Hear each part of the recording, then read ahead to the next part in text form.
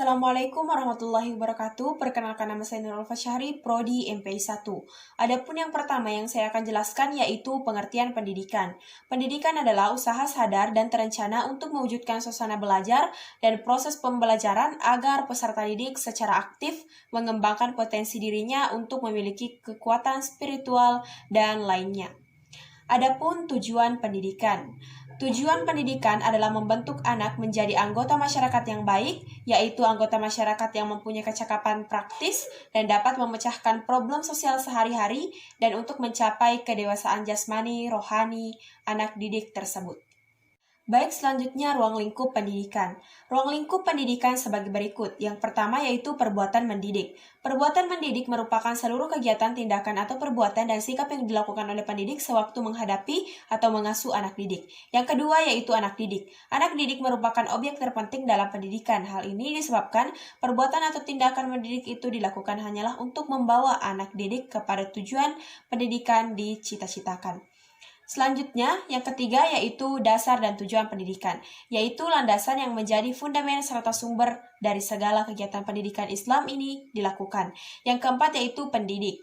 Pendidik merupakan subjek yang melaksanakan pendidikan. Yang kelima yaitu materi pendidikan, yaitu bahan-bahan untuk pengalaman belajar ilmu agama Islam yang disusun sedemikian rupa dengan susunan yang lazim ataupun logis. Yang keenam yaitu metode pendidikan. Metode pendidikan merupakan cara yang paling tepat dilakukan oleh pendidik untuk menyampaikan bahan atau materi kepada anak didik. Yang ketujuh yaitu evaluasi, yaitu membuat cara-cara bagaimana mengadakan evaluasi atau penilaian terhadap hasil belajar peserta didik. Yang kedelapan yaitu alat-alat pendidikan, yaitu alat yang dapat digunakan selama melaksanakan pendidikan agar tujuan pendidikan tersebut dapat tercapai. Dan yang terakhir yaitu lingkungan sekitar, yaitu keadaan-keadaan yang diikuti berpengaruh dalam pelaksanaan serta hasil pendidikan itu sendiri. Dan selanjutnya, pendidikan pada masa Nabi Muhammad SAW. Pada zaman Rasulullah SAW, pendidikan Islam dilaksanakan pada dua periode, yaitu periode Makkah dan periode Madinah.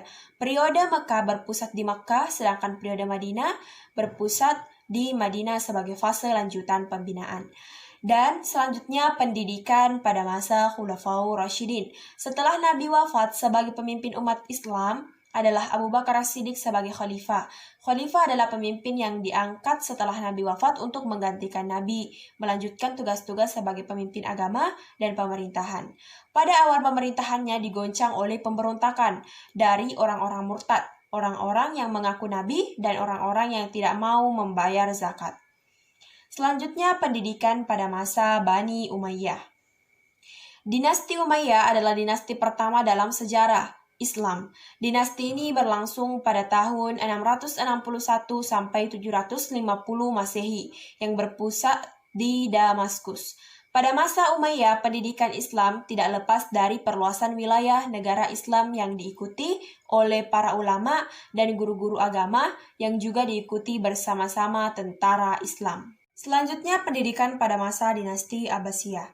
Pendidikan dan pengajaran pada masa dinasti Abbasiyah berkembang dengan sangat pesat, sehingga anak-anak bahkan orang dewasa berlomba-lomba menuntut ilmu pengetahuan, melewat ke pusat-pusat pendidikan meninggalkan kampung halaman mereka demi untuk mendapatkan ilmu pengetahuan. Dan selanjutnya, perkembangan Islam di Spanyol.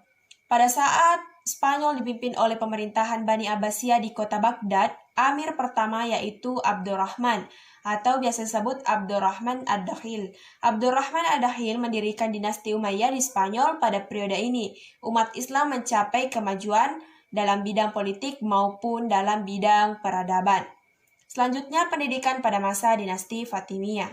Pendidikan pada masa dinasti Fatimiyah ditandai dengan pembangunan masjid dan istana, madrasah, perpustakaan, dan gedung Darul Umum. Adapun warisan dinasti Fatimiyah yang hingga kini masih ada, yaitu Universitas Al-Azhar Kairo yang terdapat di Mesir. Cukup sekian. Wassalamualaikum warahmatullahi wabarakatuh.